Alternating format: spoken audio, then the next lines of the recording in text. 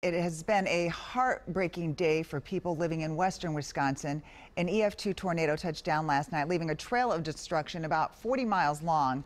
The storm devastated the city of Chetek, which is about a 2-hour drive from the Twin Cities. The sheriff there said that the damage looked like something from out of a movie. People were bleeding, walking up to us. We were trying to get them into shelters. At that time, we only had about 3 ambulances here. A 47-year-old man died and another 17 people were hospitalized after a tornado hit a mobile home park in Barron County. And you can see the power of the storm.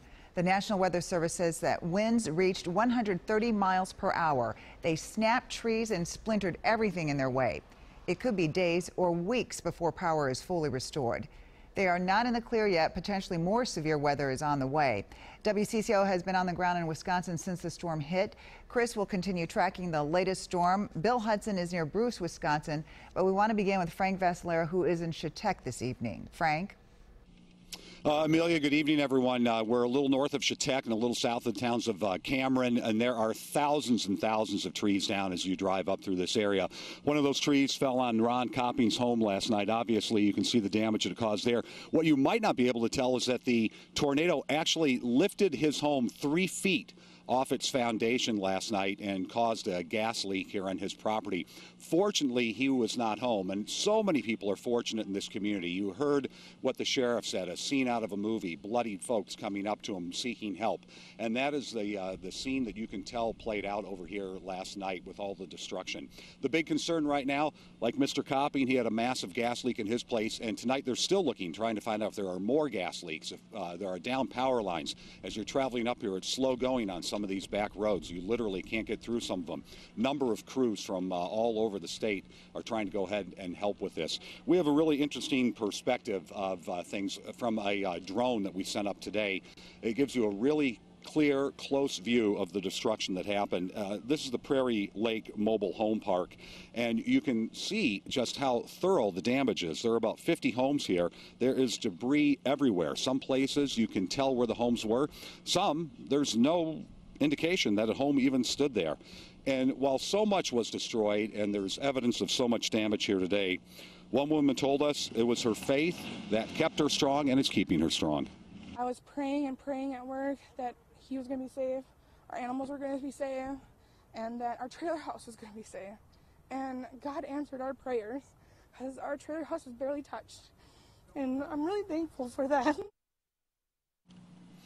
A lot of people sharing those very same sentiments. 27 people hurt. Kate, I know you had a chance to speak to the family and friends of one of the victims. That's a sad story. It's a very sad story, Frank. I mean, you and I were talking just about the damage here. It's amazing so many people were able to get out. Unfortunately, that was not the case for one victim, a 45-year-old Eric Gavin. Gavin's body was found just outside his trailer home at the Prairie Lake Estates Mobile Home Park. His father today told me he had worked at the turkey farm across the street that was also destroyed by this storm. He had been there for close to 15 years. He was supposed to go to work last night. He was actually getting ready for work. He was having a cup of coffee while talking on the phone with his dad. But his dad says at some point, Gavin said the wind was picking up. He yelled, and then the phone went dead. Now, we talked to his daughter today about how she found out about what had happened.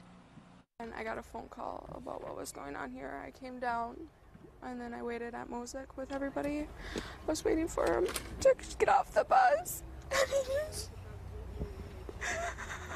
he never came, so I was waiting. I was there for, I was here till 11 waiting, and then a sheriff came and talked to me and told me. It's tough to listen to, and I was also told that Gavin, while he did live alone, he was a big animal lover. He had 2 dogs with him. They did survive, and his father told me the plan is actually to have his daughter take care of those 2 dogs, but it is tough to listen to. Oh, it's just heartbreaking to go through this and then hear about and find out the information that way. It's so sad. It is sad. We wish their family the best. Absolutely. Governor Scott Walker of Wisconsin was here today just about an hour ago, certainly sending his well wishes to everyone in this area. area. We have some videotape of him as he was going through the Prairie Lake Estate mobile park home, looking at all the damage there. The governor said that, of course, the full strength and tools of the Wisconsin government will be on hand to help people recover from this. One thing the governor did warn people about, and you can understand when you're up here, the devastation is so complete and there is so much of it. He said, please be careful of predatory contractors who might try to sweep in and not offer the right deal to folks.